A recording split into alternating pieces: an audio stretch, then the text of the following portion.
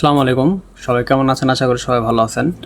তো বেশ কয়েকদিন ধরে কাজের চাপের কারণে ভিডিও বানানো সম্ভব হয়নি, যে কারণে আজকে শর্ট একটা ভিডিও বানাচ্ছি।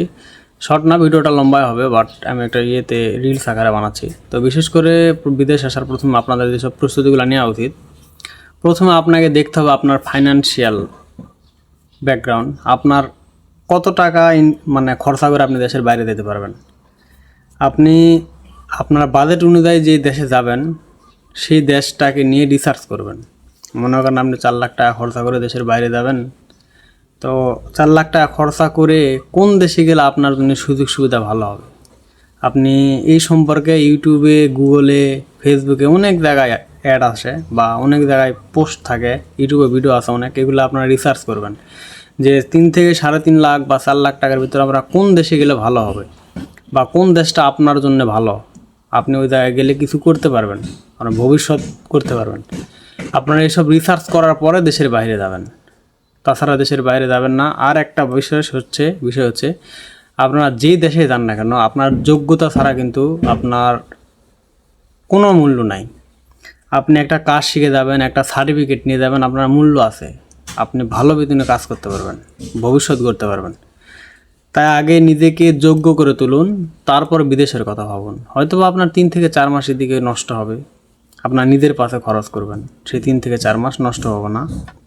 তো আপনি আপনার নিজের পিছনে সময় দেন, নিজেকে গড়ে তোলেন, তারপরে দেশের বাইরে যান।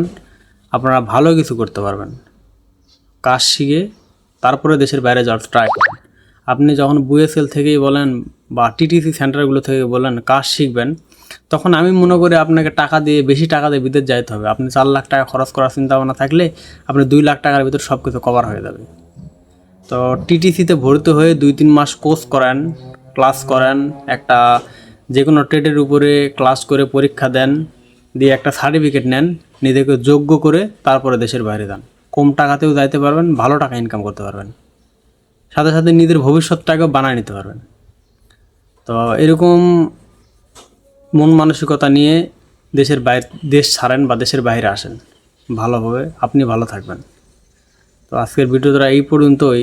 সবাই ভালো থাকবেন, আর আমার ফেসবুক পেজ ফলো করবেন, ইউটিউব চ্যানেলটাকে সাবস্ক্রাইব করে রাখবেন, যাতে আমার ভিডিওগুলো আপনি পেয়ে যান সবার আগে। তো ইনশাল্লাহ পরবর্তীতে নতুন কোনো ভিডিওতে দেখা হবে। ভালো থাকবেন, সুস্থ থাকবেন। আর হ্যাঁ, আমি দেশের বাইরে সম্পর্কে, স্টুডেন্ট ভিসা, ওয়ার্ক ভিসা সম্পর্কে ইনফরমেশনগুলো দেওয়ার চেষ্টা করি। তো সবাই দোয়া করবেন যাতে আপনাদের জন্য ভালো ভালো ইনফরমেশন এবং সঠিক ইনফরমেশনগুলো আপনাদের দিতে পারি আমি। তো আজকের ভিডিও পর্যন্ত। ভালো থাকবেন, সুস্থ থাকবেন। আল্লাহ হাফেজ।